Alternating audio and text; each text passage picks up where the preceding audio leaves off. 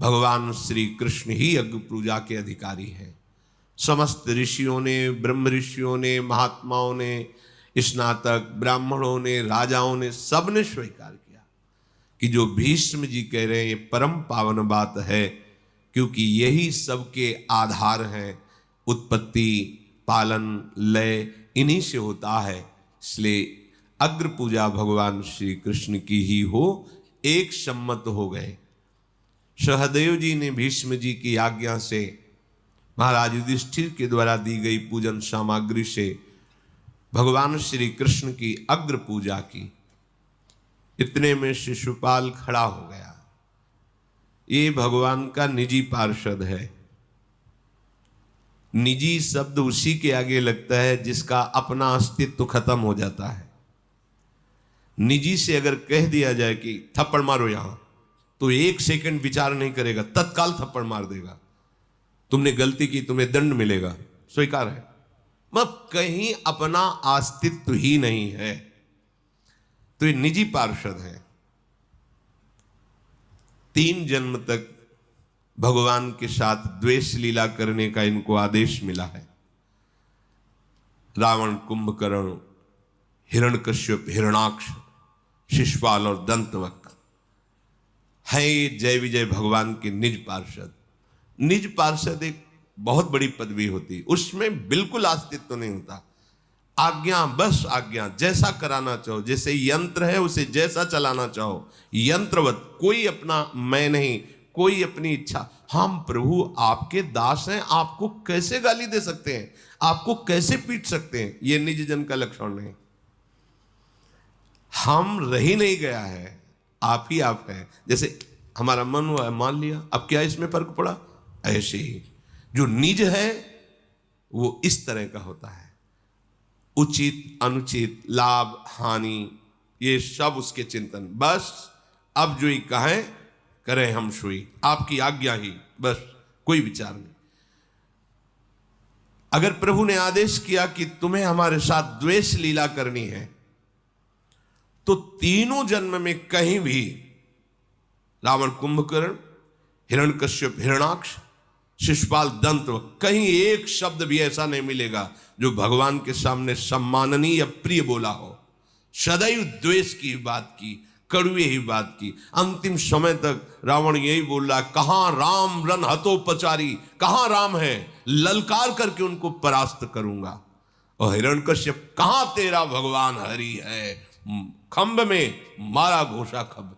द्वेष की लीला का आदेश है तो रंच भर भी बाहरी कहीं भी एक शब्द में भी प्रियता नहीं दिखाई सामने, और अंतर में तो जान ही रहे हैं कि मेरे प्रीतम है, अंतर में कोई फर्क नहीं।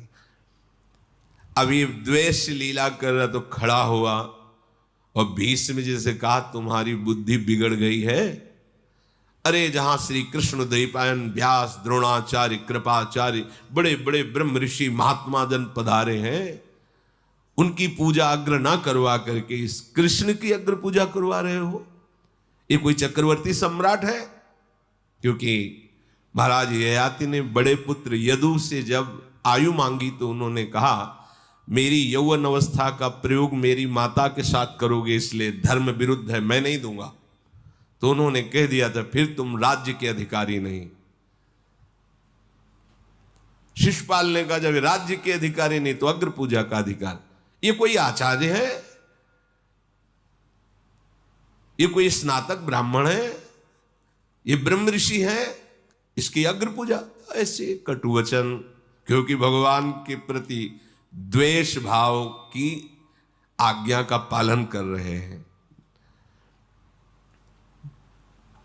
भीमसेन खड़े हुए, दांत पीसते हुए, और कहा, तुझे अभी काल के गाल में पहुंचाता हूं। अभी तक तो क्षमा करता रहा, लेकिन श्री कृष्ण की निंदा करने वाला हमारे सामने जीवित बच जाए, ऐसा नहीं हो सकता। और ये मर्यादा है, गुरु और इष्ट की निंदा हो रही हो तो या तो कान में अंगुली डाल के वहां से तुरंत निकल जाए, उन्हें उसकी जबान बंद कर दे। उचित यही है कि कान में अंगुली डाले, राधा राधा निकल। इष्ट गुरु की निंदा सुनने से सब सुकृत नष्ट हो जाते हैं। और हृदय में भजन के प्रति अरुचि हो जाती है। भक्तन निंदात बुरी भूल करे, जिन कोय की सुकृत बहु जन्म के छिन में डाले को। संत शंभु श्री पद अपवादा, कही सुनी तहां अस मर्यादा। काटी जीव तासु जो बसाई, श्रवण मूंदिनत चले पराई। उचित यही है कि कानों में अंगुली डाले, एक शब्द सुनाई न दे और उस सभा से चला जाए जहां हरि गुरु संत निंदा हो रही हो।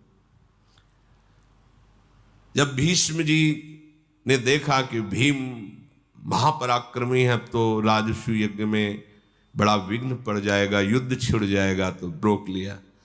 जैसे बाढ़ में नदियां सब समुद्र में जाती हैं, पर समुद्र अपनी तटभूमि को नहीं तोड़ता है, गंभीर रहता है, ऐसे ही भगवान श्री कृष्ण सब कुछ देख रहे हैं।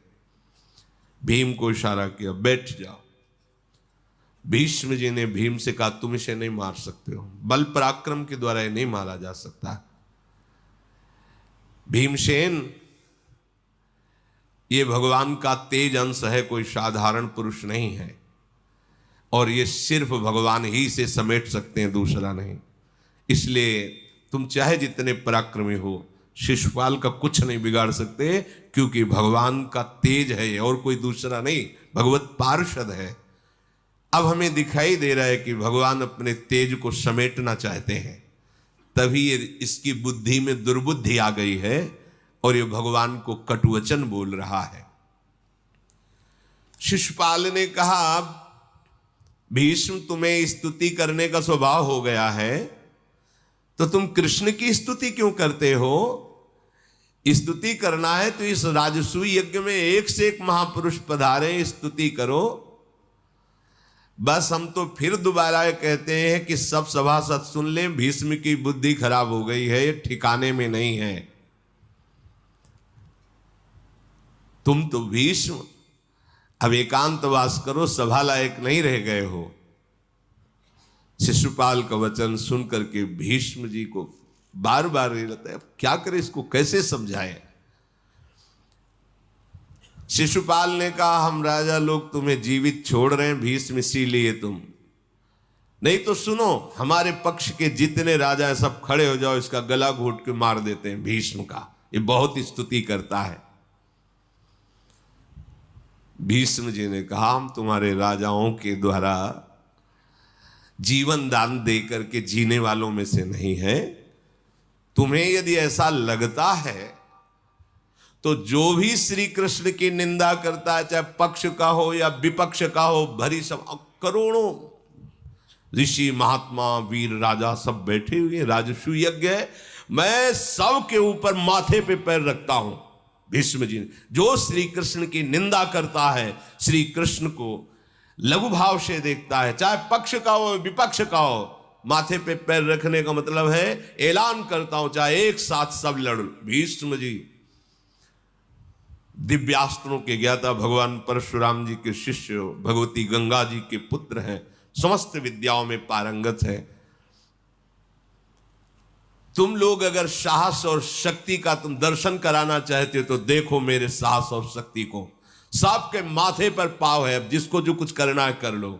और यदि ऐसा समझते हो कि मेरे से नहीं तो महाबाहु श्री कृष्ण से पूरा त्रिलोक एक तरफ हो जाए तो भी कुछ नहीं बिगाड़ सकता। सभा में विराजमान है, खड़े हो जाओ जिसको युद्ध करना हो। भीष्म की बात सुनते ही शिशुपाल खड़ा हो गया और कहा, तुम तो बूढ़े हो, तुमसे नहीं लड़ेंगे, इस कृष्ण से लड़ेंगे। ऐ कृष्ण, मैं तुम्हें ललकार रहा हूं, तुम मेरे साथ युद्ध करो। भगवान मुस्कुरा रहे, मुस्कुरा रहे। अगाध गंभीर स्वभाव भगवान श्री कृष्ण का है। क्रोध में भरा हुआ शिशुपाल दहाड़ता हुआ अपने परिकर के साथ, मानो जैसे टूट पड़े कोई बाज, ऐसे आगे बढ़ रहा है। पांडवजन खड़े हो गए। भगवान ने सब राजाओं से शांत शांत बैठ जाओ। भगवान श्री कृष्ण ने कहा, देखो भूमि पालो, तुम्हें नाराज होने की बात नहीं है, ये हमारी बुआ का लड़का है, कोई और नहीं है, पर इसका स्वभाव मलिन है, इसलिए द्वेष कर रहा है, और हमने इसको कई बार अपराध क्षमा किए हैं। पीछे भी इसने प्राग ज्योतिषपुर में जब हम गए थे तो इसने पीछे से आके द्वारिका में आग लगवा दी थी। उस बात को भी मैं क्षमा किया। एक बार रयुक्तक पर्वत पर महाराज उग्रसेन विराजमान थे। इसने सब सेवकों को मार करके बड़े बड़े सभापतियों को बंदी बना लिया था। उस समय भी हमने क्षमा किया था। बहुत बारी हमारे पिता वसुदेव जी का भी अपराध किया है, हमने क्षमा किया है, क्योंकि मेरी बुआ ने कह दिया था कि इसके अपराध को क्षमा करना। तो मैंने कहा था कि 100 अपराध तक इसको हम कोई दंड नहीं देंगे। अब वो सीमा समाप्त हो चुकी है। तुम सब राजा देखो, कोई दोष मत देना। ये न जाने कितने अपराध कर चुका है, पर मैं इसे क्षमा करता रहा। अब ये अभद्र व्यवहार इसका सहने योग्य नहीं है और इसके अपराध पूरे हो चुके हैं। आज मैं इस अहंकारी को इसके बल और इसकी वीरता का अनुभव कराता हूं कि ये क्या है। सब राजा शांत होकर के बैठे हुए शिशुपाल को धिक्कार रहे हैं कि ऐसे पावन राजसू यज्ञ में कलह मचा रहा है। शिशुपाल बड़ा खिलखिला के हंसा। हाँ, बल नहीं है ना तो बातों की चतुरता से सब राजाओं को अपने पक्ष में करना चाहते हो। कृष्ण, तुम्हें पता है मैंने रुक्मिणी को चाहा था और दूल्हा बन करके ब्याह करने गया था, पर तुम बल विक्रम तो है नहीं तो हरण करके ले गए। अब बेचारे को कितना अक्ल है, कोई दूल्हा बन करके जाए, नगर में स्वागत हो, दुल्हन कोई और ले जाए, फिर वापस खाली आवे। कह रहा है मेरे हृदय में वो जलन आज तक है। कृष्ण, तुम ये सभा को बोले कि मैं बुआ के कारण क्षमा करता रहा, मत क्षमा कर। तेरे में जितना बल हो, मैं कहता हूं बल का प्रयोग करके दिखा। शिशुपाल बोलता गया। भगवान शांत रहे। इसके बाद सुदर्शन चक्र का स्मरण किया। हजारों सूर्यों जैसी कांति और भारी घरघराहट के साथ सुदर्शन चक्र की ऐसी महिमा है कि अगर एक को मारना है तो 100 अरे वाला, हजारों को मारना है तो सहस्त्र अरे वाला, अगर करोड़ों अरबों को मारना है तो अनंत अरे वाला प्रकाश। आज तक सुदर्शन का कोई जोड़ नहीं। भगवान का दिव्य अस्त्र है। भगवान के कर कमल पर नृत्य करने लगा। भगवान श्री कृष्ण ने कहा, महिपालो, ऋषि मुनियों, सब सुनो, अभी तक इसका अपराध क्षमा करते रहे पर अब नहीं। और शिशुपाल, ले, बहुत वीर बनता है, संभाल मेरे इस चक्र को। और भगवान ने जो सुदर्शन चक्र है शिशुपाल की वध करने के लिए आज्ञा की। भयंकर गर्जना करते हुए शिशुपाल की गर्दन को उतार लिया सुदर्शन चक्र ने। सब राजाओं ने देखा कि उसके शरीर से एक दिव्य तेज निकला और वो भगवान श्री कृष्ण की परिक्रमा करके और भगवान में ही लीन हो गया। अब वो अपने निज स्वरूप, पार्षद स्वरूप को प्राप्त हुआ। ये बड़ा आश्चर्य हुआ कि शिशुपाल का तेज भगवान में लीन हो गया, और जबकि भगवान को गालियां दे रहा था। दोनों भाव से उसको भगवत प्राप्ति निश्चित होनी ही थी। एक तो भगवान का पार्षद, और दूसरी बात भगवान के सिवा और कुछ चिंतन ही नहीं करता था। उसको इतना द्वेष था कि केवल श्री कृष्ण का ही चिंतन करता था। तो भगवान श्री सुखदेव जी ने कहा है कि किसी भी भाव से सही, यदि आप भगवान का निरंतर चिंतन करोगे तो वृत्तियां ब्रह्म में जुड़ती हैं। इसलिए ब्रह्माकार वृत्ति, कृष्णाकार वृत्ति होने के कारण आपको भगवत प्राप्ति ही होगी। जैसे कंस भय से हर समय श्री कृष्ण का चिंतन करता था।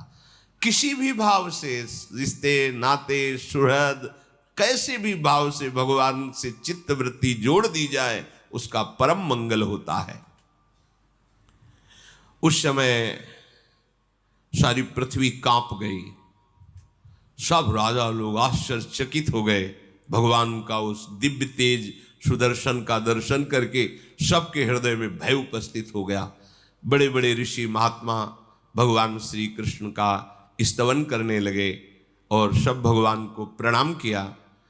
पांडुनंदन युधिष्ठिर ने अपने भाइयों से कहा कि इस शिशुपाल का बड़े सम्मान के साथ अंत्येष्टि संस्कार किया जाए, क्योंकि बुआ का ही तो लड़का है, जैसे युधिष्ठिर आदि, ऐसे वो भी भगवान की बुआ के ही तो लड़के हैं, तो भाई भाई जैसा व्यवहार। कुंती नंदन राजा युधिष्ठिर ने सब भूमिपालों को शांत होने की प्रार्थना की और शिशुपाल के पुत्र को सब राजाओं के बीच में वहां का राजा घोषित किया जहां शिशुपाल राजा था। महातेजस्वी युधिष्ठिर जब देखा कि अब कोई विघ्न नहीं, तो राजसूय यज्ञ प्रारंभ किया। बड़े बड़े ऋषि मुनियों ने स्वाहा स्वाहा ध्वनि गूंज रही है और सबको भगवत बुद्धि से पूजन किया जा रहा है। उस यज्ञ में अच्छे अच्छे स्वादिष्ट पदार्थ और पेय पदार्थ, बड़े बड़े सरोवर दही के, घी के, दूध के हैं, कुंड नहीं, बाहर जैसे झील भरी ऐसे दूध, ऐसे दही। महाराज युधिष्ठिर का राजसूय यज्ञ। और भोजन करने वाले ब्राह्मणों की जब 1,00,000 संख्या पूरी हो जाती है तब एक शंख बजता है। ऐसा सैकड़ों बार रोज शंख बजता है। महाराज युधिष्ठिर के राजसूय यज्ञ में 1,00,000 ब्राह्मण संत भोजन किए तो एक बार शंख, और ऐसा शंख कई बार दिन में बजता है। बस वहां यही सुनाई दे रहा है, ये पदार्थ परोसो, ये दान करो, ये दान करो, जय हो, ऐसी गूंजे हो रही।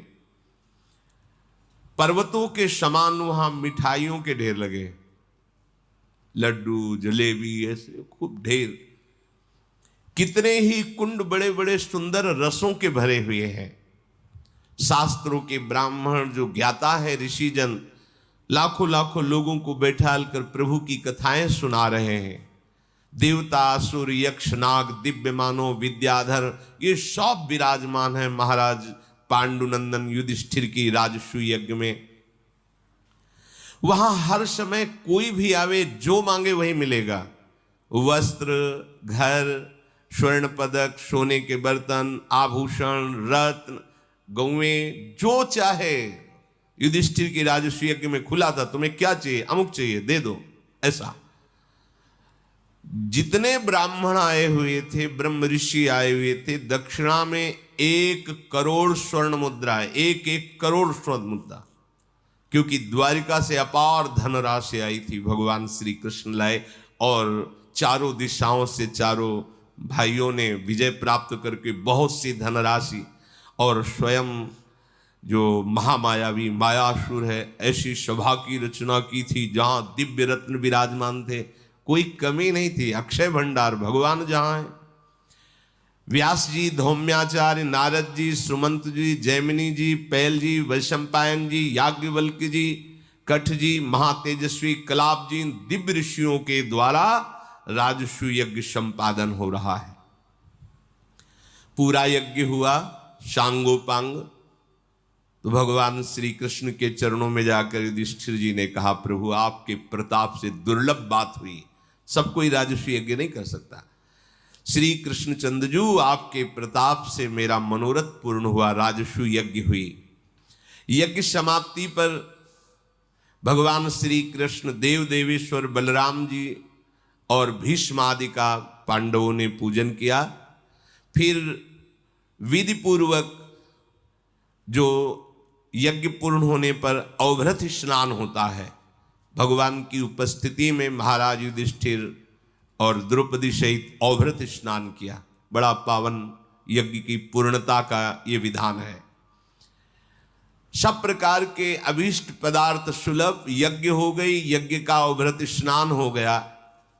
अब बड़े बड़े राजा लोग महाराज युधिष्ठिर से हाथ जोड़कर बोले कि आज्ञा हो तो हम सब अपने अपने राज्यों को जाएं, क्योंकि बहुत दिनों से आपके राजसूय यज्ञ में अब वहां प्रजा की व्यवस्था करना भी है। महाराज युधिष्ठिर ने कहा, प्रेम के कारण यद्यपि जाना शब्द तो अच्छा नहीं लगता है, पर आप लोगों का भला हो, आप लोग अपनी प्रजा का पालन करें, जब कभी कोई सहयोग की आवश्यकता हो तो आज्ञा करें, आप प्रसन्नता पूर्वक पधारें। ऐसे सब, किसी को भीम जी छोड़ने जा रहे हैं, किसी को नकुल जी, किसी को सहदेव जी, किसी को अर्जुन जी, ऐसे बड़े राजाओं के समुदायों को विदा किया गया। इसी तरह बड़े बड़े ब्रह्म ऋषियों को भी महाराज युधिष्ठिर ने संतुष्ट करके उनको विदा किया। धर्मराज युधिष्ठिर प्रभु की तरफ देखा, वो मानो वो भी ऐसा भाव से करे कि अब हमें द्वारिका चलना चाहिए। तो उनका, हे गोविंद, आपकी कृपा से कोई कार्य दुर्लभ नहीं, पर आप जिस भाव में हैं कि आप जाना चाहते हैं तो मुझे ऐसा लगता है मेरे प्राण निकल रहे हैं। आप हमारे प्राण हैं, हे गोविंद, आपके बिना मैं कैसे रह सकता हूं, परंतु आपकी रुचि ही हमारा जीवन है। आप द्वारिकापुरी जाना भी चाह रहे हैं तो अवश्य जाइए, पर ये याद रखिएगा कि आप हमारे जीवन हो, आपके बिना हमारा कोई अस्तित्व नहीं है। ये भक्त का हृदय होता है। आप हमारा जीवन हो, आपके बिना हमारा कोई अस्तित्व नहीं। फिर भगवान श्री कृष्ण कुंती जी से, द्रौपदी जी से, सुभद्रा जी से मिले और उनसे आज्ञा लेकर के द्वारिकापुरी की तरफ प्रस्थान किया। जब प्रभु द्वारिकापुरी को प्रस्थान कर गए तो ये दुर्योधन, शकुनी आदि जितने थे, ये सब वहीं अभी विराजमान थे। ये तो घर के सदस्य हैं। दूसरे दिन प्रातःकालीन ही शकुनी और दुर्योधन आदि ने विचार किया कि मायासुर ने जो सभा बनाई है इसका पूरा निरीक्षण करना चाहिए, देखें क्या हम भी ऐसी सभा बनवा पाएंगे। इस उद्देश्य से बैठे तो कई बार उसमें थे, पर पूरा निरीक्षण नहीं किया था। उस सभा भवन में शकुन से धीरे धीरे कहा कि एक एक चीज निरीक्षण करते रहिए, अगर हो सकेगा तो ऐसी सभा हम भी बनवाएंगे। बहुत जल रहा था ये सब वैभव देख करके। अब वो आज तक कभी ऐसी सभा नहीं देखी थी जैसी मायासुर ने सभा बनाई थी। सभा भवन में पांडवजन विराजमान थे और भी राजाजन विराजमान थे। जो भी मित्र राजा बहुत नजदीकी थे वो नहीं गए हुए थे। अब वहां ऐसी मायामयी रचना थी कि स्थल है पर बिल्कुल नील रंग का जल भरा हुआ ऐसा दिखाई दे रहा है। तो उसने अपने कपड़े समेट लिए। जो ही कपड़े समेटे आगे गए तो जल है नहीं, तो फिर कपड़े नीचे कर लिए। तो सब सभासद और पांडव खूब हंसे। वो कोई साधारण आदमी तो है नहीं, वो भी बड़ा पराक्रमी यशस्वी है। वहां से लौट आया कि यहां कुछ गड़बड़ है। दूसरी तरफ आया तो एकदम पुष्करणी बनी हुई है गहरे जल की, एकदम ऐसा लग रहा है बिल्कुल थल है। तो आराम से चला, झम से गिर गया पानी में। जहां बिल्कुल जल भरा हुआ है, लग रहा है बिल्कुल स्थल है, भूमि है, तो आराम से जा रहा था, वो गिर गया, जल में गिरा। फिर सब ताली बजा के ठहाका मार करके हंसे। बहुत ही शर्मिंदा हुआ। महाराज युधिष्ठिर ने तुरंत नए वस्त्र दिए, आप वस्त्र धारण कीजिए। पर भीम का ठहाका बंद नहीं हुआ। दुर्योधन देख रहा है। ये कभी यहां इसमें ऐसा नहीं लिखा कि अंधे के, ऐसा असभ्य बर्ताव पांडवों के द्वारा नहीं हो सकता। जैसे ऐसे कहने में आता है कि द्रौपदी जी ने कहा कि अंधों के अंधा, ऐसा नहीं। अमर्यादित शब्द पांडवों के मुख से नहीं निकल सकता, ऐसा शब्द किसी ने नहीं कहा। ये भगवान व्यासदेव जी के द्वारा रचित संस्कृत से एक भी शब्द समाधि से अलग नहीं है। भगवान गणेश जी लिखते जा रहे हैं और समाधि में डूबे हुए भगवान व्यासदेव जी। अच्छा, ये तो उपस्थित ही थे ना, इन्हीं से तो धृतराष्ट्र, पांडु और विदुर जी, पूरा ज्ञान तो है। वैसे ही समस्त शास्त्रों की ज्ञाता भगवान के अवतार फिर इस लीला में तो थे ना। एक भी शब्द, असभ्य शब्द नहीं बोले पांडवजन। जैसा कहा जाता है कि द्रौपदी जी ने कहा अंधे के अंधा ही पैदा हो, असभ्य थोड़ी है द्रौपदी, ऐसा नहीं। पांडवों से एक भी शब्द असभ्य नहीं निकल सकता। अब वो आगे बढ़े, फिर देखा कि बहुत सुंदर जलाशय है। फिर लगा कि कहीं ऐसा ना हो कि थल हो, हम कपड़ा समेट ले, तो फिर वापस, तो भीम फिर ठाका मार के हंसे, डर लगने लगा उसको चलने में। दुर्योधन स्वभाव से ही अमर्षशील और अहंकारी स्वभाव का, वो उपहास हंसना ही बहुत उसको जलन हो रही थी। अब अपने चेहरे के भाव को छुपा करके देखा कि चलो इस दरवाजे से निकल जाते हैं। वो ऐसी माया से रचा हुआ कि लग रहा है खुला दरवाजा है और दीवाल है, और जाकर खोपड़ी भर गई उसके दीवाल में। हो फिर भयभीत हो गया, तो दूसरी जगह दरवाजा दिखाई दिया जो खुला हुआ है, पर ऐसा आभास हो रहा है कि वो बंद है। तो दरवाजा खोलने के लिए ऐसे जो ही तो जाके सामने गिर गया, क्योंकि खुला हुआ दरवाजा है। फिर हंसी हुई। अब शकुनी की तरफ देखकर, कोई पांडवों की तरफ देखकर मानो आग लग गई हो उसको, इतना अपमान। शकुन से कहा, आप देखने लायक सवाल है, चुपचाप चलो, क्योंकि पता नहीं कहां क्या हो जाए, और सब हंसी उड़ा रहे हैं। महाराज युधिष्ठिर ने हृदय से लगाया दुर्योधन को और कहा, यह मायासुर की रची हुई सभा है, आप इसमें संकोच मत कीजिए, इसमें ऐसा ही भ्रम हो जाता है। और बड़ी सांत्वना दी। उसका हृदय जल गया, पापपूर्ण विचार उदय हुए, और उसने मन ही मन निश्चय किया कि तुम्हारा सर्वनाश मैं करूंगा। तुमने हंसी की है, हमारी मजाक किया है, मैं तुम्हें जीने लायक नहीं रखूंगा। है महाबली है, कोई साधारण योद्धा नहीं है, बलराम जी का चेला है, गदा युद्ध में पारंगत है। इतना उसको चिंता हुई कि रंग पीला पड़ने लगा, भारी चिंता, पागल सा हो गया। शकुन से कहने लगा, मामा मुझे बचाओ, नहीं मैं मर जाऊंगा। एक ही रास्ता दिखाई देता है, आत्महत्या, दूसरा नहीं, ईर्ष्या। मैं इतनी चिंताओं से घिर गया हूं और चिंताओं से निपटने का कोई उपाय नहीं दिखाई देता। श्वेत वाहन गांडीव धनुषधारी अर्जुन और सुदर्शन चक्रधारी श्री कृष्ण, महाबलशाली भीम गदाधारी, ये सब राजसूय यज्ञ, ये सभा, ये मुझे जीने नहीं देगी। मैं अपनी आत्महत्या करूंगा, पक्का निश्चय है, नहीं कोई रास्ता चुनो। शिशुपाल मारा गया, सबके देखते देखते कोई कुछ नहीं कर पाया। युधिष्ठिर को वो वैभव प्राप्त हुआ है जो इंद्र के पास भी नहीं है। मेरे अंदर इतनी ईर्ष्या बढ़ गई है कि मैं इस आग से जल जाऊंगा।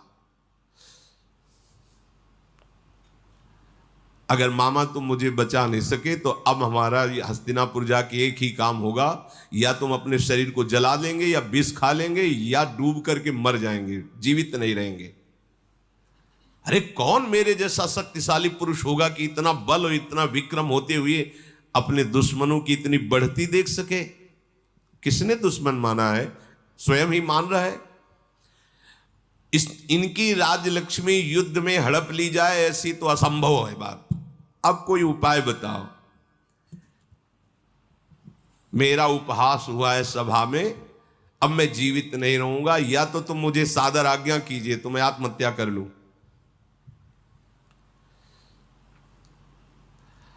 बोले तुम चिंता मत करो, तुम पहले एक बार हस्तिनापुर चलो।